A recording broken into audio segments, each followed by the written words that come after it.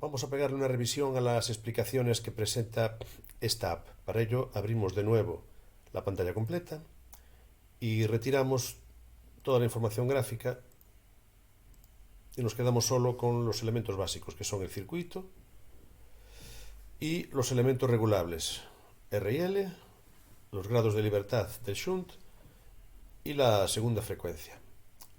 La primera explicación que nos ofrece es lo que acabamos de decir, que tenemos el punto deslizable Z1 y tenemos estos dos puntos que son los grados de libertad de los shunts. También nos dice que el cursor nos mide la segunda frecuencia. En realidad sería la frecuencia relativa, es decir, sería W2 entre W1.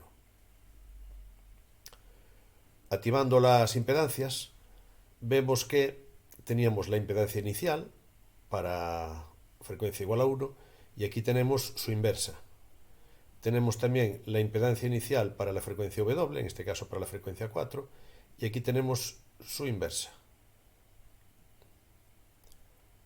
Si activamos la carga, vemos que nos explica que esta curva negra es la parte imaginaria de las cargas en función de omega. En realidad es la parte opuesta, por este signo menos.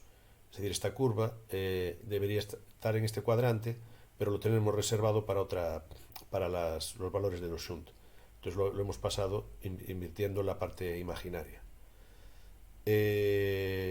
Si ponemos la compensación total, vemos la compensación total, vamos a retirar el circuito y nos explica que las curvas rojas son los valores de L y C, es decir, en este caso 0,23 y 0,66 del shunt B, que compensan para omega igual a 1 la pendiente menor, es decir, esta compensa para omega igual a 1 y esta otra, la de pendiente mayor, compensa para omega igual a 4.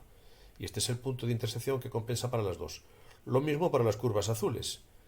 Esta línea de menor pendiente compensa para omega igual a 1 y esta de mayor pendiente compensa para omega igual a 4.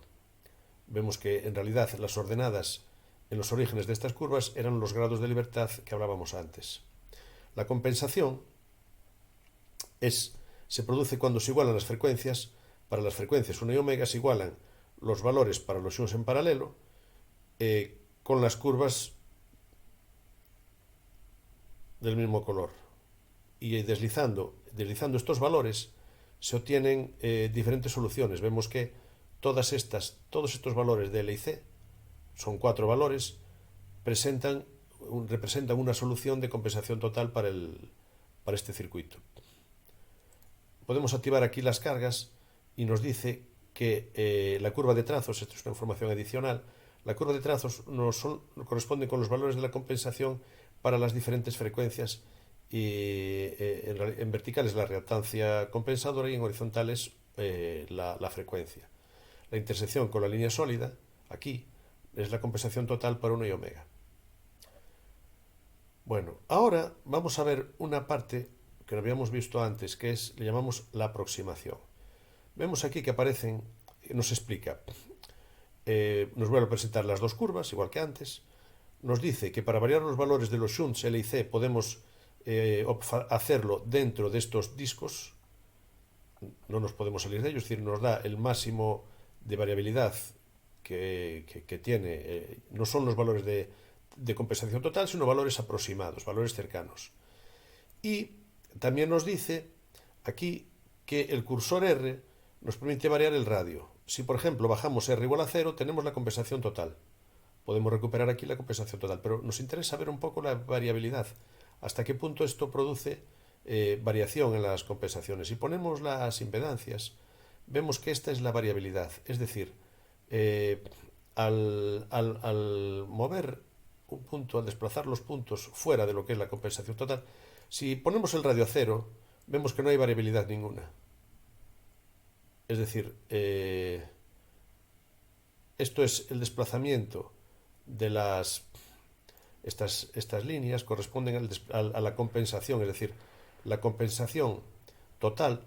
En la compensación total todos los valores de las impedancias se trasladan al eje X. Este se traslada aquí, este se traslada aquí, este se traslada aquí y este se traslada allí fuera de pantalla. Sin embargo, si aumentamos el radio, aumentamos la variabilidad, entonces vemos que aparece descompensación. Aparece descompensación. Y esta descompensación puede ser más o menos grande en función del punto que hayamos seleccionado. Es decir, este punto variable, perdón, aquí, hace que varíen los grados de descompensación. Lo mismo aquí. Estos valores, esta es la distancia con respecto a la compensación total. Todo esto puede ser interesante estudiar cuáles serían las disposiciones óptimas de estos dos grados de libertad para minimizar la variabilidad de la compensación en función de la variación en L y C con respecto a los valores óptimos. Sería un estudio posible.